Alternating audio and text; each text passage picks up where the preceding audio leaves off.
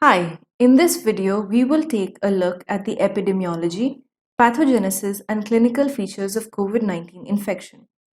As of November 2020, the total number of coronavirus cases has crossed the 61 million mark and are still rising. Now, before we understand the epidemiology, let us take a brief look at the timeline of this infection. So, on 31st December 2019, Wuhan Municipal Health Commission, China, reported a cluster of cases of pneumonia in Wuhan. On 12th January 2020, China publicly shared the genetic sequence of COVID-19.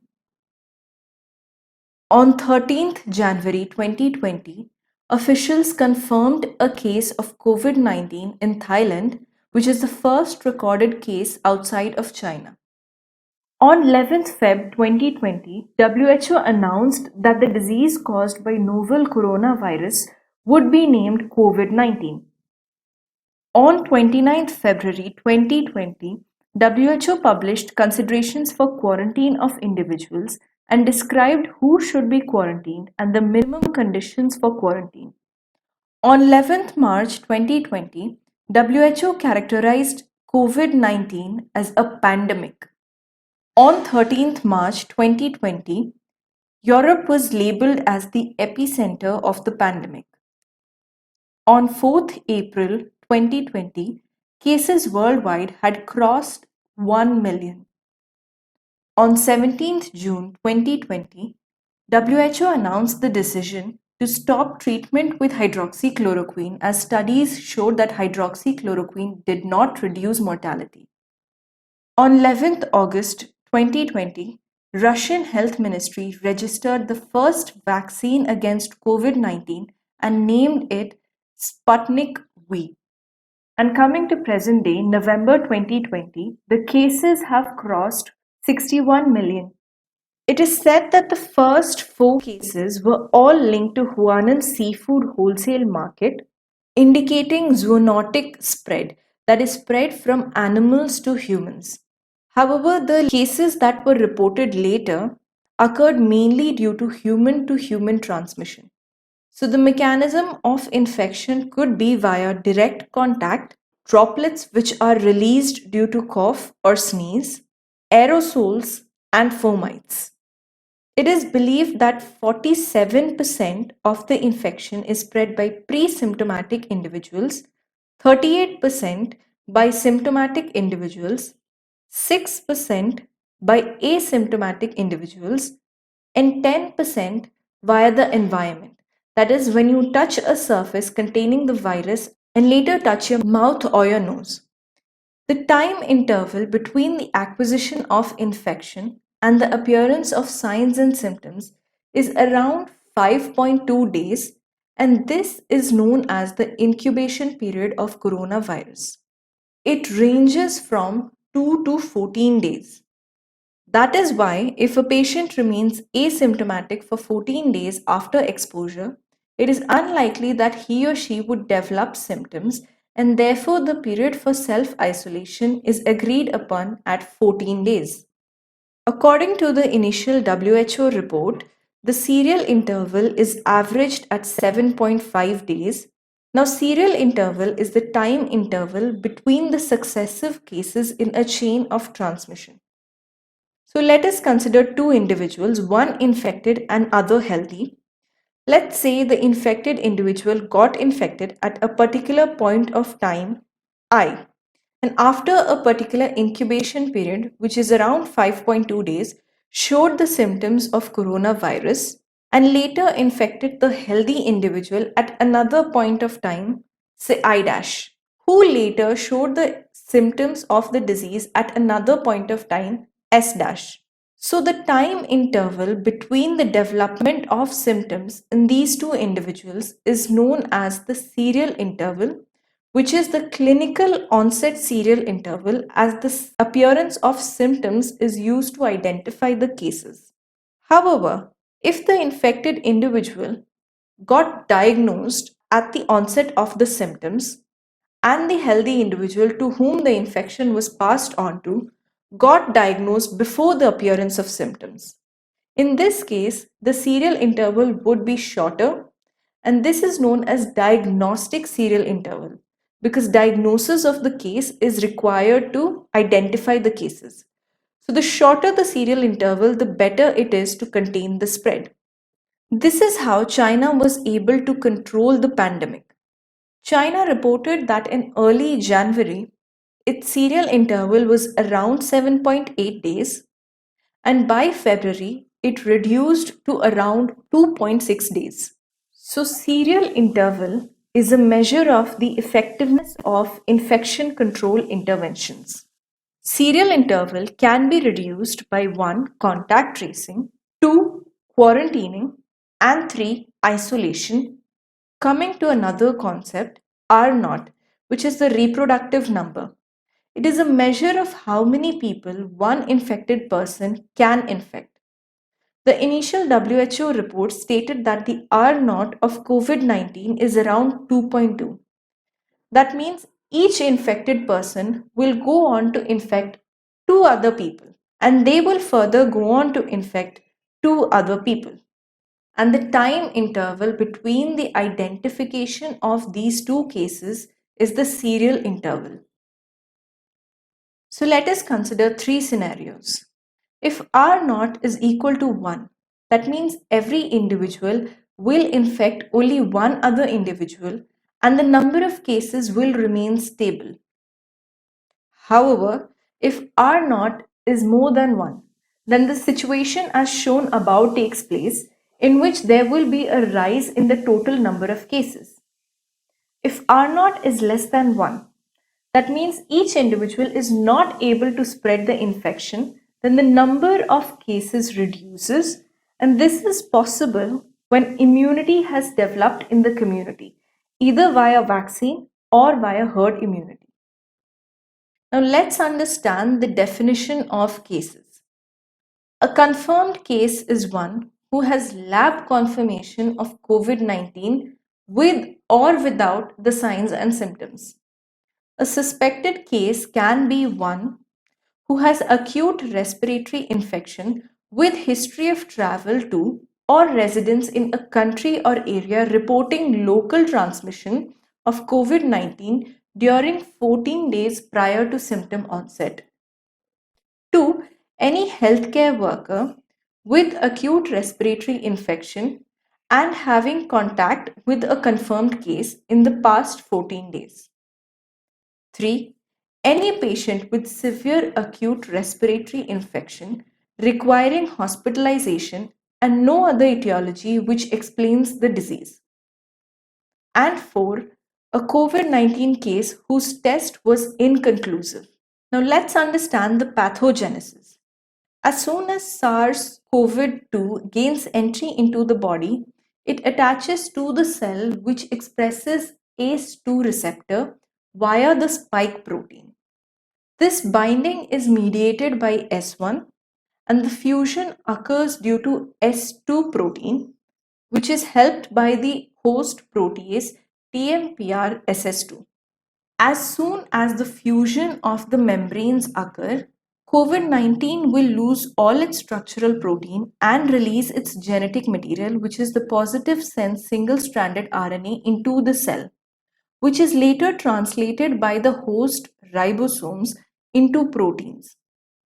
Now, if you remember, the genetic sequence is Pol SEMN from 5' to 3' direction. So, the first protein to be synthesized is your polymerase enzyme. Now, the polymerase enzyme catches hold of this positive sense single-stranded RNA and synthesizes a complementary strand. So, this becomes the negative sense single-stranded RNA and also synthesizes further copies of this RNA.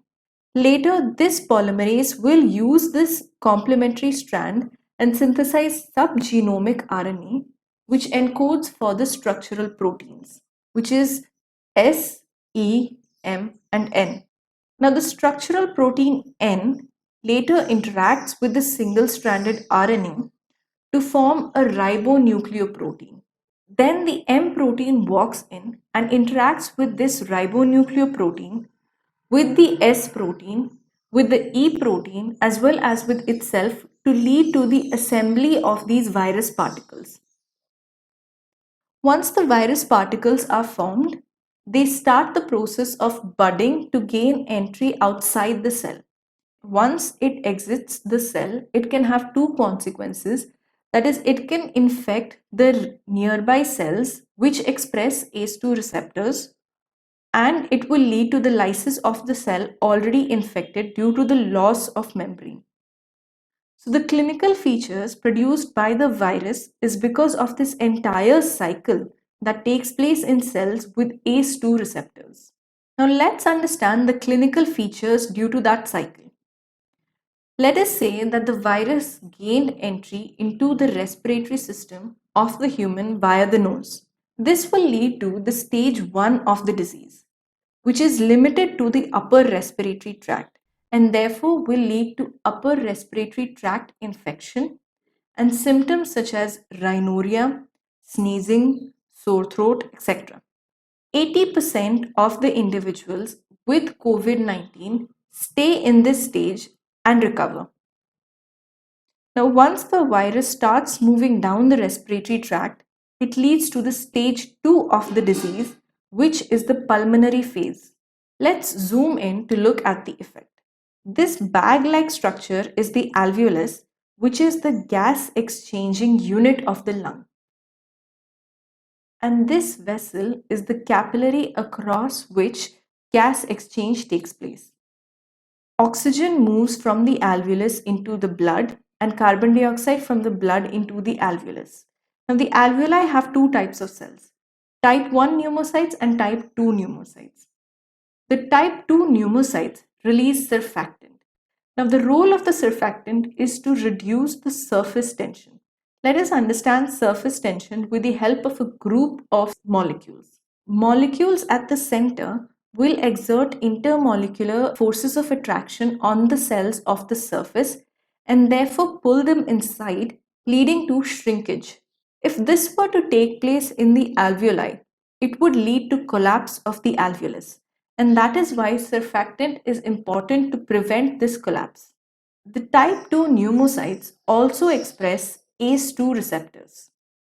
So when this virus infects this cell, it leads to reduction in the number of cells producing surfactant and ultimately lead to the collapse of the alveoli. But before dying, these cells release certain messages to the macrophages. Now the macrophages, after intercepting these messages, gets really angry and releases interleukin 1, interleukin 6 and TNF alpha, all in a bid to contain the infection. However, these mediators do more harm than good. They increase the vascular permeability as well as cause vasodilation of these capillaries. Now, this will lead to increased fluid in the interstitial space. The increase in the fluid will increase the thickness of the membrane across which diffusion has to take place.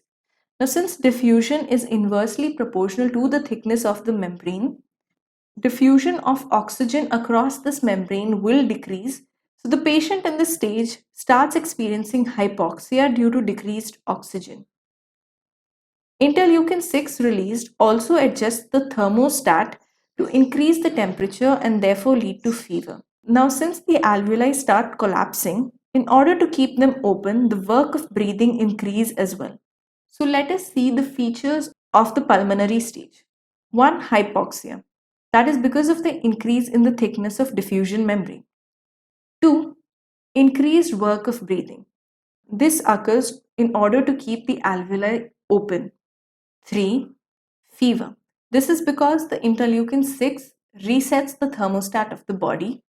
Now, hypoxia will trigger the chemoreceptors and lead to tachycardia and tachypnea. Finally, the stage 3 of the disease, in which there is hyperresponsiveness of the immune system.